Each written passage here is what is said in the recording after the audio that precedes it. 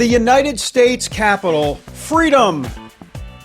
That's all I have to say. Yeah, that was great analysis by me. Welcome back, everybody, to American Sunrise. By the way, thanks for joining us every day in the chat. I'm going to go there momentarily. Go to YouTube, check us out there. Getter, Rumble.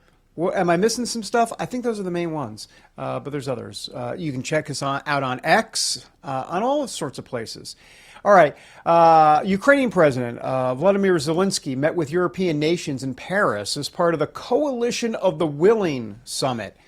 Zelensky said that a general framework for Ukrainian security guarantees has been agreed to. Of course, we don't really have many details on exactly what that's going to look like. President Trump reportedly called into the meeting and urged that Europe and the U.S. work together on sanctions against Russia. All right, for more, let's bring in retired Army Lieutenant Colonel and geopolitical strategist Darren Gobb. Darren, always good to see you on the show. So Putin says foreign troops that end up in Ukraine are going to be a target for Russian forces. So I guess so much for this ceasefire or end to the war. I mean, where is all of this heading exactly? Good morning to you. Yeah, I'd like to be able to know that any of us could predict exactly where any of this is heading at this point. It seemed like the momentum we had after Alaska and the DC gathering is largely gone, but maybe there's more going on behind the scenes than we know. So I guess we'll wait and see if that meeting ever does happen between Putin and Zelensky. But either way, I expect both sides to continue to try to take advantage of any kind of opportunity that presents itself. And both sides are going to continue to posture as well to make sure that their message is heard. There's no surprise that Putin's going to argue that anybody who is in Ukraine, especially from NATO nations, is a target because that's just how they operate. And even though Trump has said clearly no, the U.S. won't have boots on the ground, the European nations seem to be very content to stoke the fires of the war and aren't doing much themselves to actually end it. But it seems they're more productive at keeping it going.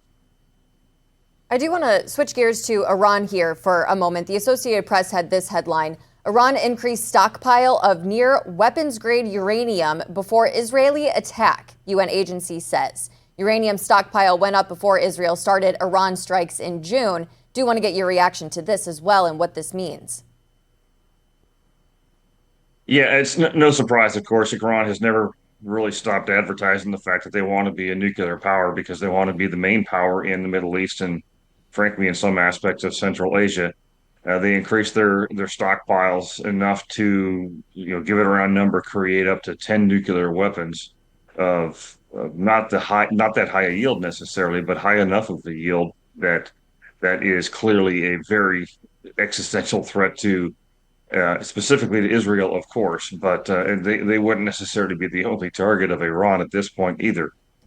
So that's really what was most concerning. This is, of course, assuming those reports are accurate, but Iran is an unstable country, and for them to have these kinds of weapons was clearly something that, and remains something that should not happen. Darren, excuse me, but I'm still caught on the whole Russia-Ukraine thing, particularly Vladimir Putin saying that if any foreign troops put boots on the ground there in Ukraine, that they would be targets. Obviously, that's tough talk, but if it were to happen and if any of those foreign troops were to be hurt in any specific way, it seems to me all gloves have to come off at that point in time. And so to be preemptive, someone needs to do something now because, and excuse the long question, but there's been a whole lot of talking and Vladimir Putin has at times said the right things, but when it came to action, he's done nothing. Great point. Yeah, he's basically doing what I would call the same kind of tactics and negotiation and everything else that the Soviet Union used to do during the Cold War. They would drag things out as long as they possibly could in order to gain any sort of advantage that time gives you. Because frankly, Russia is winning against Ukraine right now, which is something that was sort of expected. Now, granted, it's taken a lot longer than many of us who are involved in this would have thought. But yeah, to threaten beforehand that they'd be a target. But theoretically, they're not even supposed to be there unless there was a peace deal on the table. And if there was peace between the two nations, or at least a ceasefire that was going to last for a long time, why would they need to be there in the first place? And why would Putin need to be threatening them? This is tough talk from him. It's not unusual. but it's also not helpful. Darren, before we let you go, let me show you this New York Times headline. This should be disconcerting to, like, oh, let me think, everybody here in America. It says unrestrained Chinese cyber attackers may have stolen data from almost every American. This Salt Typhoon attack targeted more than 80 countries, apparently. It was a year-long coordinated assault on telecommunication companies. I mean, I don't even know really what to say at this point. Where does the United States begin to figure out how to deal with this? Because President Trump's always trying to kind of be tough with China, but at the same time compliment Xi at times. I mean, it's a tap dance here. It is, and I think the key is being willing to advertise and recognize the fact that as far as China is concerned, they've been at war with us for some decades now. This is just one more indicator of that because nothing like this happens without government sanction. That's to be sure.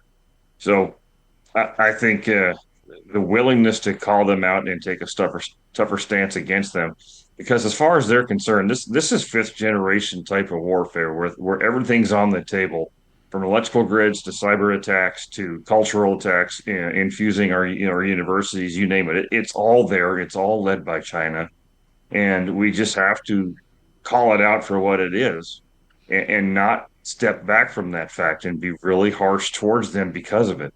Uh, it doesn't seem like there's much interest in doing that, though. I would say Trump is probably the most interested of any president I've seen for a long Sure. time. Yeah, you mentioned the universities, those Confucius Institutes at universities. They're trying to get that next generation. Lieutenant Colonel, Colonel Darren Gobb, thanks for being here. And as we send you off into Skype land, but I'm sure we'll see you again sometime soon. All right, sounds good. Thanks, Thanks guys. so much. Thank you. Appreciate it. Are we really sending them off into Skype land? We're not technically doing that. Well, I guess when we hit the disconnect button. All right, coming up, we have all had that upset stomach. So what are some foods we can eat to help improve gut health? You had me at gut health. We have the answers next on American Sunrise.